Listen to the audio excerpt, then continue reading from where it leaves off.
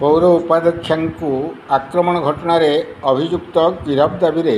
BJD पक्षर थाना घेराव पारादीप पौर उपाध्यक्ष आक्रमण घटना अभियुक्त मान गिरफ करने पुलिस विलंब हो पारादीप बीजेडी पक्षर पारादीप आदर्श थाना घेरिवा सह प्रतिवाद सभा करा जायछि। चलित मास 14 तारिख राति 5 जन दुर्बृत्त एक कार आसी पौर उपाध्यक्षा छबिलता राउत एवं तांको स्वामी नरेंद्र राउत मुंडरे रिवॉल्वर लगाई आक्रमण कर फेरार हो जाते। घटना को 8 दिन बीती जाइथिले मध्य पुलिस काहाकू एपर्यंत गिरफ कर पारि नाही। अभियुक्त को गिरफ करने दाबी करी पारादीप बीजेडी पक्षर पारादीप आदर्श थाना घेराव करने सह थाना फाटक सम्मुख में विक्षोभ प्रदर्शन सभा करा जायतिला। बीजेडी नेता तथा पूर्वतन विधायक संबित राउतराय, बीजेडी नेता अरिंदम सरखेल, कुमारवर नायक, कैलाश साहू, समीर विश्वाल, सुशील महापात्र, रश्मिरंजन परिड़ा, ज्योतिकांत परिड़ा, पारादीप पौर परिषद मनोज नायक, पारिषद प्रभाती नायक, बीजेडी महिला नेत्री मणिदीपा सरखेल, सविता महापात्र प्रमुखों सह पारादीप बीजेडी शताधिक बीजेडी कर्मी प्रतिवाद सभा जोगदे अभियुक्त मान तुरंत गिरफ करने पुलिस प्रशासन को अनुरोध करते। अभियुक्त मान 3 ରୁ 4 दिन मध्य गिरफ कर पारादीप डीएसपी संतोष जेना बीजेडी नेता मान प्रतिश्रुति देवापर बीजेडी कर्मी माने थाना घेराव बंद करते। पारादीप पुरुषोत्तम Satpathy report क्रांतिधारा plus.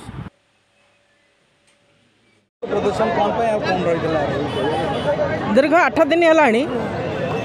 Paradip municipality vice chairperson उपर किसी दुर्बृत्त ये पारादीप पिला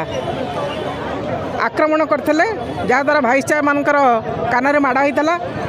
नाकमूले माड़ होता हजबैंड मुंड फाटी जाता। एते सत्ते आज 8 दिन गला पुलिस प्रशासन अरेस्ट करी नाही। से आज विजु जनता दल तरफ विक्षोभ प्रदर्शन कहीं दीर्घ 25 वर्ष है विजु जनता दल सरकार एमती हीनमन्यतार काम केवे कर नथिला। तेणु आम इच्छा विश्वास करुचु निश्चिंत सरकार रे हाथ अच्छी जहाँफल यही पुलिस प्रशासन था एत एक्टिव ही कम करा। आज से कहीं निरुत्साह होती कम कहीं करना निश्चित भाव सरकार किसी आधार हस्तक्षेप नहीं से कम करना जहाँफल से आम आसीलु शीघ्र केमती कल्प्रिट की धरने थाना घेराव करने एसडीपीओ एंड आमर आईएससी महोदय 2 जन जहाँ कहले आमको मात्र 5 दिन दिंतु समय 5 दिन भितर आम निश्चिंत धरबू जदि न धरले तेणिक आहरी विक्षोभ हम विक्षोभ एत मात्रा माने पारादीप ठारू भुवनेश्वर पर्यंत विक्षोभ कंपीब।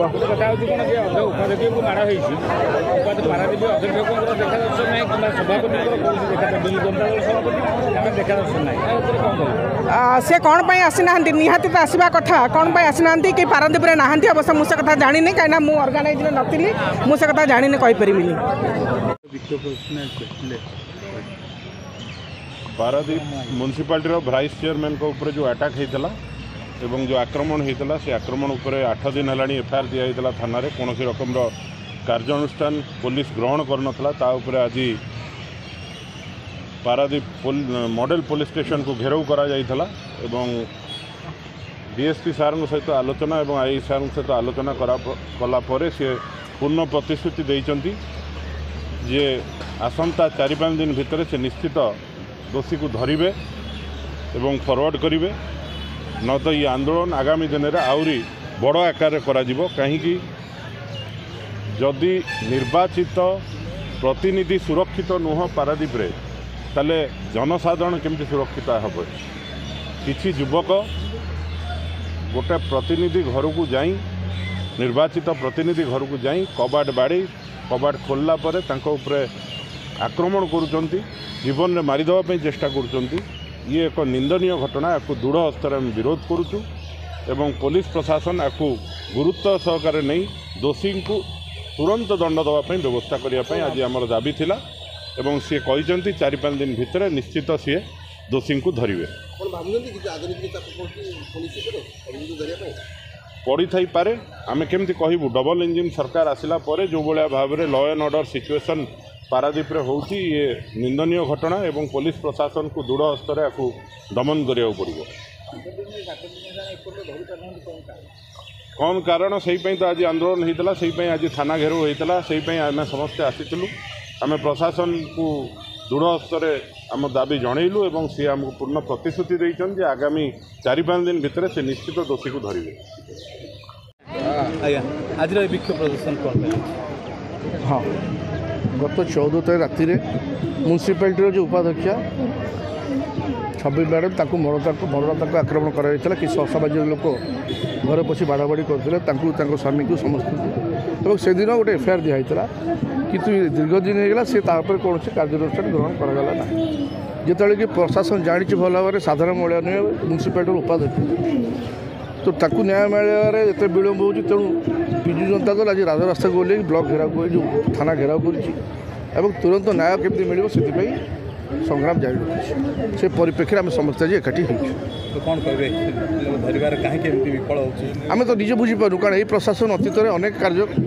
दक्षतार सह कर आज कौन पे विलम्ब हो पचर कारण है कथा किसी राजनीति थाईपे आम तो अनुमान करें आपण मैंने जमी भावुं मुझे भावुँ कारण से पुलिस कार्य दक्षता पर आप कौन से प्रश्न करार ना कारण अतीत देखीचु कि आज विलम्ब कौन पूरा तुरंत डबल इंजिन सरकार किए व्यतिक्रम कहीं हो तेणु से गोटे कथा मुझे कहली सब संकट माड़ी माड़ी आसूँ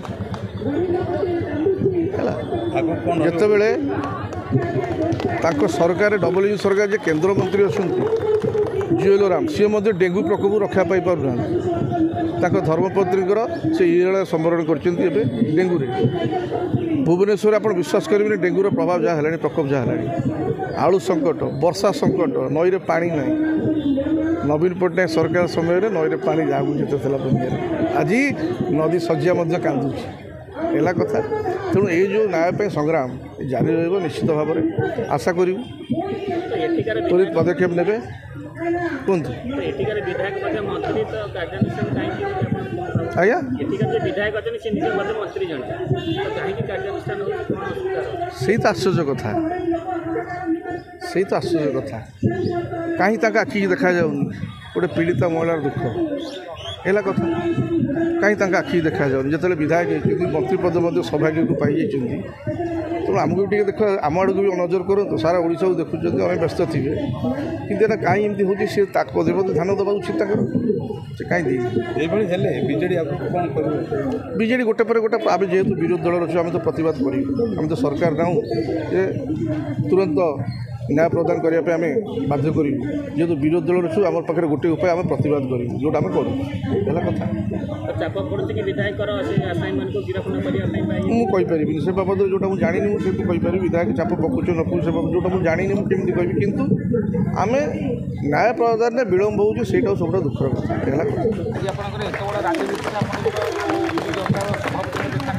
आपण मैंने जानी रखु विजु जनता दल कौन सभापति ना मसे तलू विजु जनता दल समस्त संगठन को भांगी दि जाए बर्तमान जिला सभापति कहीं ना ब्लॉक सभापति कहीं ना कि म्यूनिसिपालिटी सभापति कहीं ना यहीटा गोटे आड़ कर म्यूनिसिपालिटी सभापति पदवी कौटी ना आज शंख भवन आज और आसंता काली 2 दिन धरी आम 15 जणिया जो स्टीयरिंग कमिटी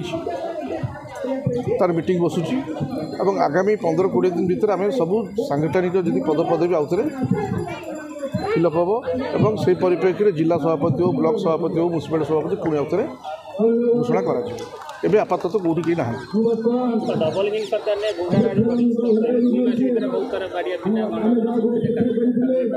देखो मुझे गोटे कथा कहली माँ ठारू जी अधिका भल पाए ताकू डाणी ओडिया अस्मिता ओडिया ओडिया ओडिया ओडिया ताले जदि ओडिया ओडिया एत हो ओडिया गोटे महिला पीड़िता महिला और उपाध्यक्षा सी ताकू न्याय देवर एत विलम्ब कहीं तेणु ଅନେକ କିଛି କଥା ସରକାର ନୂଆ ନୂଆ ଆସିଛି ଯେଉଁଟା ଆଶା କରିନଥିଲେ ସେଇଟା ପାଇଯାଇଛନ୍ତି। ଆମେ ମଧ୍ୟ ବିରୋଧୀ ଦଳରେ ଅଛୁ, ଆମେ ଦେଖୁଛୁ କେଉଁ ଟାଇପ୍ର ଶାସନ କରୁଛନ୍ତି। ଆସୁ ଆସୁ ସଙ୍କଟ ମାଡ଼ି ଆସିଲାଣି। ଆଳୁ ସଙ୍କଟ ହେଉ, ପାଣି ସଙ୍କଟ ହେଉ, ମଶା ସଙ୍କଟ ହେଉ, ସବୁ ପ୍ରକାର ସଙ୍କଟ ଆସିଲାଣି। ସେମାନେ କିପରି ଭାବରେ ସେ ସଙ୍କଟରୁ ଓଡ଼ିଶାବାସୀକୁ ଉଦ୍ଧାର କରୁଛୁ ତା ମଧ୍ୟ ଆମେ ଦେଖିବୁ। ଆଜି ଦେଖିଲୁ ଅର୍ପଣ ଚାଉଳ ନାଳରେ ଗଦା ହେଉଛି। ତେଣୁ ଆମେ ବୁଲି ବୁଲି ଭକ୍ତଙ୍କ ଠାରୁ ଅର୍ପଣ ଚାଉଳ ଗ୍ରହଣ କଲୁ, ସେମାନେ ତାକୁ ନାଳରେ ପକାଇଛନ୍ତି। ତ ବର୍ତ୍ତମାନ ତା ମଧ୍ୟ ଦେଖୁଛୁ। ତେଣୁ ଆମେ ପରିକ୍ରମା ପ୍ରକଳ୍ପ କଲୁ, କିନ୍ତୁ ଠାକୁରଙ୍କ ପେଜ ପାଣି ଆସି ବାହାରେ ଗଲାଣି, ତା ମଧ୍ୟ ଦେଖୁଛୁ। ତେଣୁ ଅନେକ କିଛି କଥା ହେଉଛି, ସେ କେମିତି ସଙ୍କଟରୁ ସବୁ ଉଦ୍ଧାର କରୁଛନ୍ତି ଓଡ଼ିଶାବାସୀକୁ ଆମେ ଦେଖୁଛୁ। ଆଶା କରୁଛୁ ଓଡ଼ିଶାବାସୀ ସେ ଶୀଘ୍ର ଉଦ୍ଧାର କରିବେ।